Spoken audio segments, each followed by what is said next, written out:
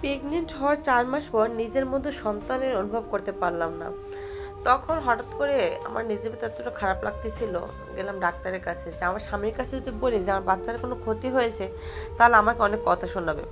ডাক্তারের কাছে গিয়ে বললাম যে আমাকে একটু চেক আপ করেন। সে বলে আপনি কি বাচ্চা অ্যাবরেশন করেছেন?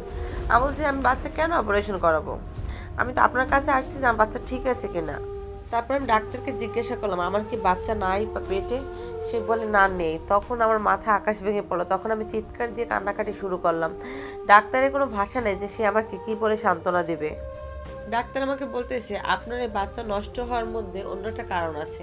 আপনাকে এমন কোনো খাবার খাওয়ানো হয়েছে যে খাবারটা খাওয়ানোর ফলে আপনার বাচ্চা গত 1 সপ্তাহ পর্যন্ত আস্তে আস্তে সে গলে আপনার শরীরের সাথে মিশে যাচ্ছিল।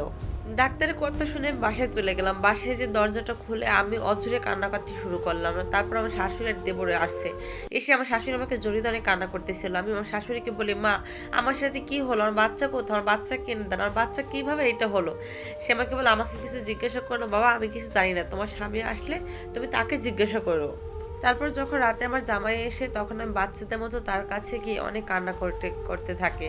বলি যে আমার, সে আমাকে বলে এত বাচ্চাদের মতো ঘ্যান ঘ্যান করানো, তো আমি অফিস থেকে আসছি, আমাকে একটু শান্তি দেবে তা না। তখন আমি বললাম আমার বাচ্চা কোথায়? সে বলে আমি দেখো তোমার একার কষ্ট হয় না, বাচ্চারা তো আমারও তো কষ্ট হচ্ছে, আমি তো তোমাদের মেয়েদের মতো এত ঘ্যান ঘ্যান করে কান্না করতে পারি না। এবার সে বলে দেখো তোমরা মানুষকে কান্না করে দেখাতে পারো, আমরা দেখাতে পারি না, তাই বলে কি আমাদের কষ্ট হয় না? এর কথাটা শুনে আমি ভাবলাম যে আসলে পুরুষ মানুষের তো কষ্ট হতেই পারে, সন্তান তো ওরও। তারপর তাকে আমি রাতে খেতে দিলাম, খাওয়া দাওয়া শেষ করে তার পাশে এসে আমি তাকে বললাম যে কাল রাতে কি হয়েছিল। সে হঠাৎ করে থম হয়ে গেল, বলে কি হয়েছে? আমি বললাম আমার সাথে কি হয়েছিল কালকে। সে বলে তুমি কালকে অনেক অসুস্থ হয়ে পড়েছিলে। তারপর সে আমাকে বলে যে কালকে যদি তুমি অসুস্থ হয়ে পড়ার পর বাচ্চা পড়ে যায়, তারপর ডাক্তার এসে তোমার অবস্থা দেখে একটা ঘুমের ওষুধ খাই তোমাকে ঘুম পড়িয়ে দেয়। এই কথাটা শোনার পর আমি অতটা অশিক্ষিত নয়, অতটা বোকা নয়, আমি যাতে বুঝবো না যে সে আমার সাথে মিথ্যা বলছে। কারণ আমার তো কোনো ব্যথা ছিল না, আমি তো কোনো 2-3 দিন পর তো কোনো অসুস্থ হয়নি, তাহলে কেন আমার সাথে হঠাৎ এমন হবে? তারপরে তার কথাগুলো আমার কাছে কেমন যেন খটকা লাগলো। সে আমাকে বলে, আমি তাকে আবার জিজ্ঞাসা করি সত্যি কথা বলো। সে বলে আমি কি ডাক্তার আজ আমি বুঝবো তোমার বাচ্চাটা কি হয়েছে? আল্লাহর মাল আল্লাহ নিয়ে গেছে, আবার হয়তো দেবে। কিন্তু আমার কোথায় যেন খটকাটা লেগেই থাকে।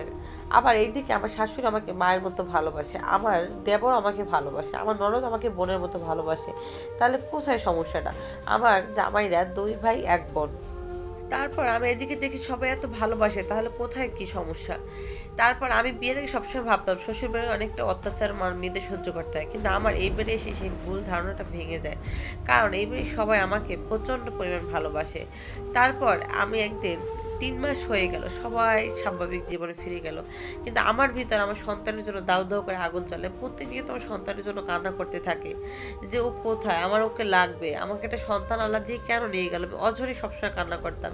তারপর একদিন হঠাৎ করে আমার ভাসুর আসে, এসে এসে আমাকে বলে তোমার জামাই কোথায়? বলি রুমে। বলে ওর সাথে আমার কথা আছে, তুমি রুম থেকে বের হও।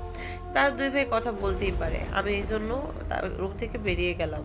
তারপর রুম থেকে বের হওয়ার পর আমার ভাসুর রুমটা আটকে দেয়। কিছুক্ষণ পর শুনে অনেক মারের শব্দ, আমার জামাইকে আমার ভাসুরে মারছে। আমি তারপর আমার দেবরকে ডাক দিই যে দেখো তোমার ভাইকে তো তোমার বড় ভাই মারছে, কি জন্য মারছে, তুমি দরজাটা খোলো। সে কোনো কথা বলেনি। কিছুক্ষণ পর দেখি ক্লান্ত শরীর নিয়ে আমার ভাসুরে রুম থেকে বেরিয়ে যাচ্ছে। তারপর ওই আমি আমার হাজবেন্ডকে নিয়ে হসপিটালে যেতে চাইছিলাম, কিন্তু আমার ভাসুর আমাকে যেতে দেয়নি। সে বলে আমি নিয়ে যাচ্ছি। তারপরে দেখ আমি সে নিয়ে গেল। এইদিকে আমার ননদ আমাকে বলল ভাবি তোমার সাথে আমার কিছু কথা আছে। বললাম ভাইয়ের অফিসের একটা মেয়ে ছিল, নাম সামিয়া নামের। তারপর ও বলে যে ভাবি ওই সামিয়া নামে একটা মেয়ে আছে, ও অত্যন্ত বাজে, ওর চলাফেরা অনেক খারাপ। ওই মেয়েটাকে আমরা কখনোই পছন্দ করতাম না, অনেক উগ্র মেজাজে। ওই মেয়েটার সাথে ভাইয়ার বিয়ের আগ থেকে সম্পর্ক ছিল, কিন্তু আমাদের ফ্যামিলি পছন্দ করে নাই দেখে বড় ভাই ও মেয়েটাকে পছন্দ করে না দেখে বিয়ে হয়নি। বড় ভাই তোমাকে পছন্দ করেছে তার ভাইয়ের বউ হিসাবে, কিন্তু ভাইয়ের বিয়েতে রাজি ছিল না। কোনোভাবে যখন রাজি করাতে পারছিলাম না তখন তাকে বলছিলাম যে তাকে এই ফ্যামিলি থেকে বের করে দেওয়া হবে আর সম্পত্তি থেকে বঞ্চিত করা হবে, তারপর সে তোমাকে বিয়ে করতে রাজি হয়। তারপর যখন বড় ভাই ভাইয়াকে বলছিল যদি তুই কখনো বোনের সাথে খারাপ ব্যবহার করিস তাহলে তোকে কোনোদিনই সম্পত্তির ভাগ দেবো না। ভাইয়া গোপনে তোমার নামে কিছু সম্পত্তি দিয়ে দিয়েছে, যার জন্য ভাই তোমাকে সবসময় ভালোবাসতো। যখন শুনে তুমি বাচ্চা কনসেপ্ট করেছো তখন ওই সামিয়া জানার পর থেকে ভাইয়াকে অনেক টর্চার শুরু করে, বলে যে বাচ্চা না রাখতে। এই জন্য তোমার সাথে ভাইয়া এরকম একটা কাজ করতে বাধ্য হয়েছে। তারপর বড় ভাইয়ের জন্য তোমার বাচ্চাটা কখনোই নষ্ট করতে পারেনি। ভাইয়া সবসময় সুযোগ চেয়েছিল যে ভাইয়া কবে ঘর থেকে বের হবে। ভাইয়া বড় হয়ে যখন বাইরে চলে যায়, সেদিন তোমাকে বাসার সবাইকে ঘুমের ওষুধ খাওয়ানোর পর সবাই ঘুম পড়ে যায়, কিন্তু আমি ওই দিন ঘুম পড়াতে পারিনি। কারণ হচ্ছে আমাকে যেই দেখছে ভাই আমি ঘুমাইনি, তখন আমাকে দরজাটা বাইরে থেকে দিয়ে দেয়। তারপর সে করে ডাক্তার আনে, তুমি তো ঘুমিয়েছিলে, তারপর তোমার বাচ্চাটা নষ্ট করে দেয়। ওইটা শোনার পর ননদের মুখে যখন শুনি, তখন ধপাস করে মাটিতে পড়ে যাই। আমি বিশ্বাস করতেই পারতেছিলাম না, যেই স্বামী যাকে আমি আঁকড়ে ধরে বাঁচতে চেয়েছি, যে মানুষটাকে আমি প্রচণ্ড ভালোবেসেছি, যাকে মনে হচ্ছে সে আমার দুনিয়া, সে আমার সব কিছু, তাহলে কেন আমার সাথে এমনটা করলো? কেন একটা মেয়ের জন্য আমার জীবনটা নষ্ট করলো? ঠিক একদিন সে বুঝবে, কিন্তু সেই দিনটা আর বেশি দিন নাই।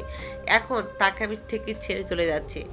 আমি চলে যাওয়ার পর ঠিকই সে দিনকে দিন কষ্ট পাচ্ছে, সে আমার শূন্যতা অনুভব করছে যে না, ওই স্বামী নামের মেয়েটা তাকে তিলে তিলে শেষ করে দিচ্ছে, কিন্তু আমি তাকে প্রচণ্ড ভালোবাসছিলাম।